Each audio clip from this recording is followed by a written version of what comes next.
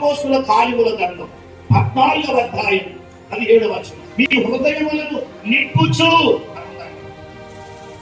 ఉల్లాసముతో హృదయములను నింపుతాడు. సంగమా, ఉల్లాసం అనే మాట ఏంటంటే సంతోషము లేకపోతే ఉత్సాహము కనపడదు.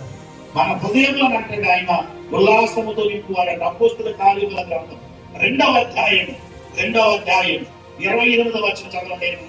నీ దర్శనము అనుగ్రహించి నన్ను ఉల్లాసముతో నింపగలరా. దేవుని దర్శనం, ఎందుకంటే దేవుని వాక్యం సెలవిస్తా ఉంది.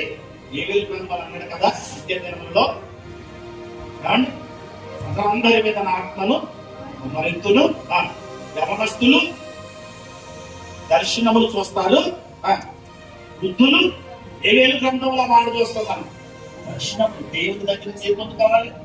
దర్శనములు వృద్ధులు ఏ కళలంటే ఆ కళలు దేవునికి స్తోత్రం.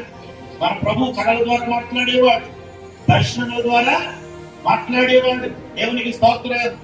కనుక సంఘమా, దేవుని సన్నిధిలో ఆ వ్యక్తి చెప్తున్నాడు, ఇదిగో నీ దర్శనము చేత నన్ను ఉల్లాసం ఏం చేసాము నింపావు అంటున్నాడు.